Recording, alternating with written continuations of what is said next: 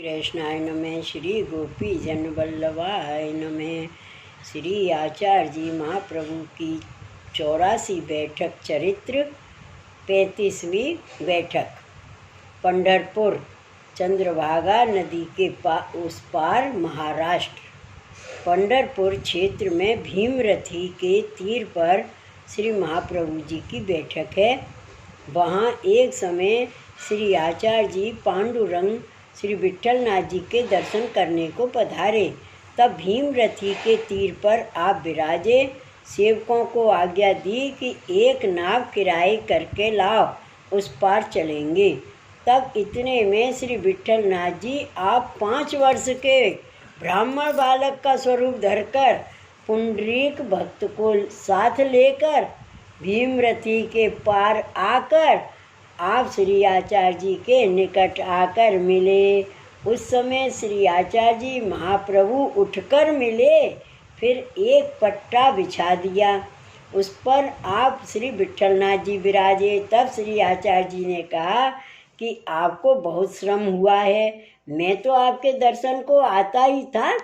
तब श्री विट्ठलनाथ जी ने कहा, मैंने तो मित्रता को का प्रथम प्रकट किया है। मैंने तो मित्रता को प्रथम प्रकट किया है। जो मित्र आए तो उसके सामने जाकर मिलना चाहिए।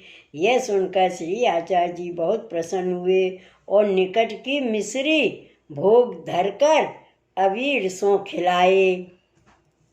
पांडुरंग महात्म्य में कथा है और भविष्योत्तर पुराण में भी कहा है कि पुंडरीक नाम करके एक ब्राह्मण था। वह अपने माता पिता को बहुत दुख देता था।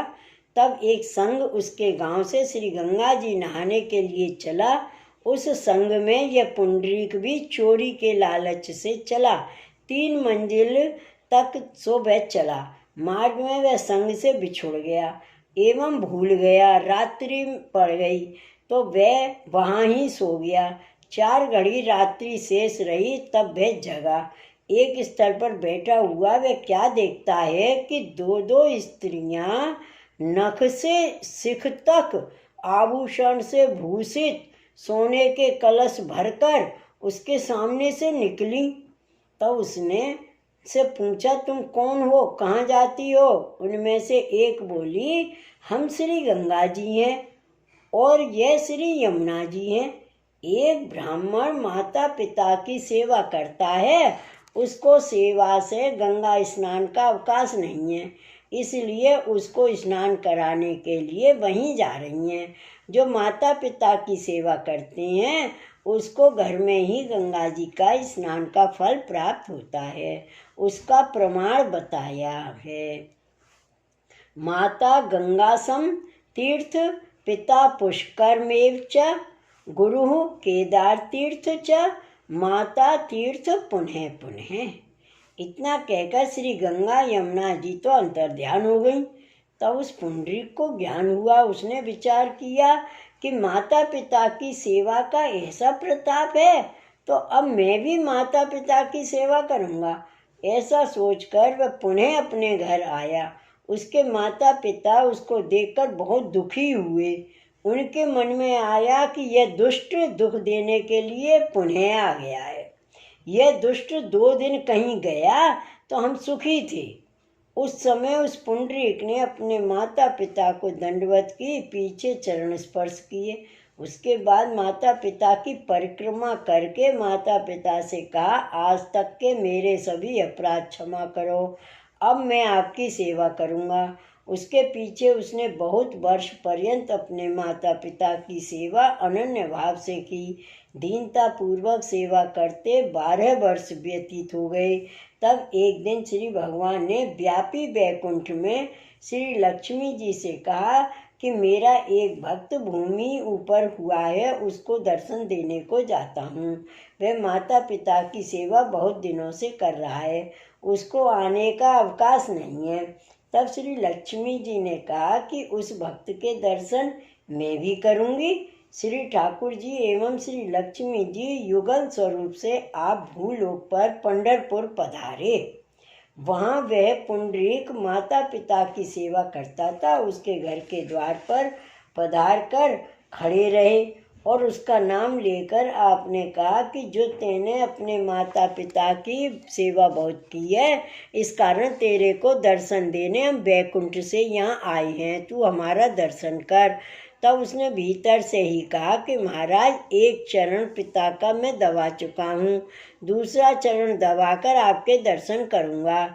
ऐसा कहकर उसने दूसरे हाथ से एक ईंट फेंक दी और कहा कि महाराज, आप इस पर विराजो।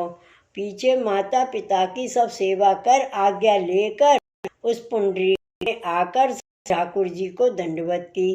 तब श्री ठाकुर जी ने कहा, मैं तेरी भक्ति देखकर बहुत प्रसन्न हुआ हूँ, इसलिए तू कुछ वरदान मांग।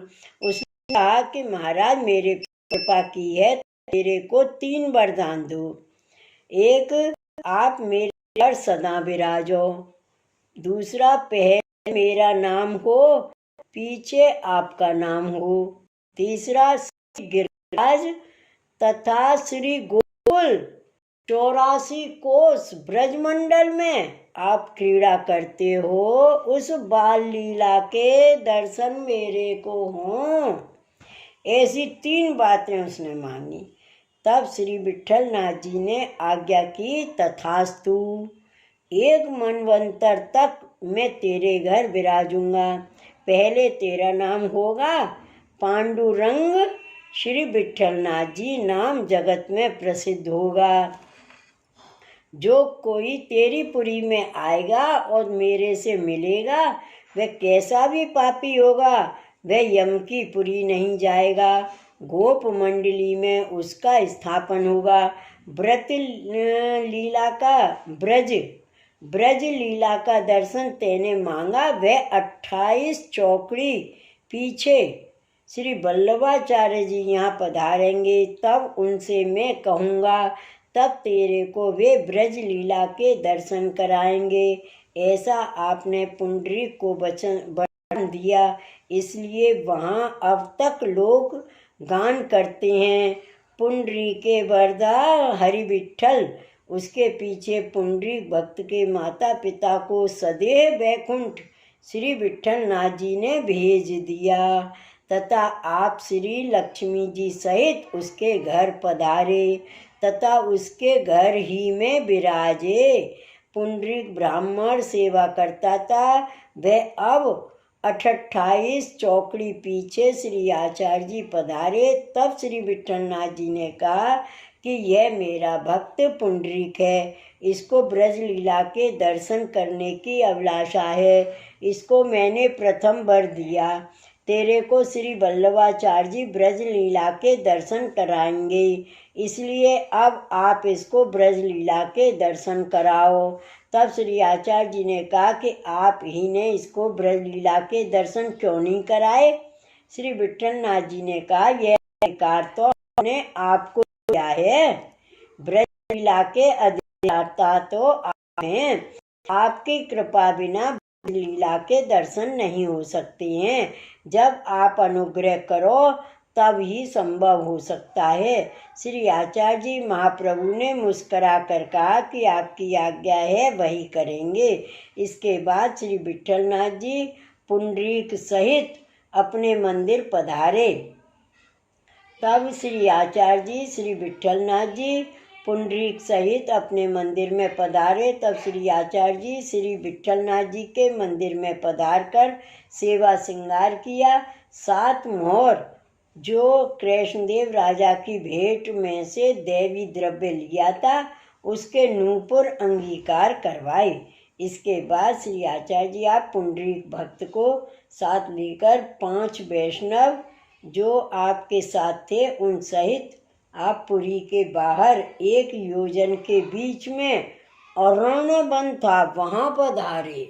अरण्य वन था, वहाँ पधारे। वहाँ एक पीपल का वृक्ष था, उसके नीचे आपने आसन बिछाया और विराज गए।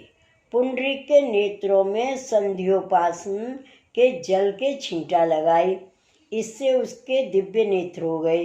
तब उसको ब्रजलीला के दर्शन होने लगे। श्री यमुना जी, श्री गिरिराज, श्री गोकुल, श्री वृंदावन, श्री मथुरा मंडल, ब्रज 84 कोस, 12 वन और 12 उपवन, श्री नंदराय जी, श्री यशोदा जी, गोपी ग्वाल, संपूर्ण ब्रज लीला के दर्शन हुए। 2 मुहूर्त तक उसको दर्शन करवाए। बाद में श्री आचार्य जी महाप्रभु ने उसके दिव्य नेत्र थे उनको तिरोधान करा दिया। तब सारी लीलाएं अदृश्य हो गईं। उसने पुनः प्रार्थना की कि मैं तो बड़े सुख में था, आपने मेरे को उस सुख से क्यों निकाला। तब श्री आचार्य जी ने आज्ञा की कि तेरे को श्री विट्ठलनाथ जी की सेवा करनी है, तेरे को केवल दर्शन कराने की आज्ञा थी, इसलिए तेरे को दर्शन कराए। अब आप श्री विट्ठलनाथ जी 71 चौकड़ी तक इस क्षेत्र में विराजेंगे, तब तक तेरा ऐसा ही स्वरूप रहेगा। पश्चात उनके साथ उस लीला में आएगा। ऐसा कहकर आपने उसको श्री विट्ठलनाथ जी के निकट भेजा। यह चरित्र श्री आचार्य जी महाप्रभु ने श्री पंढरपुर बैठक में दिखाया। श्री वल्लभाधीश की जय, श्री विट्ठलनाथ की जय। जय जय श्री गोकुलेश, जय जय श्री गोकुलेश।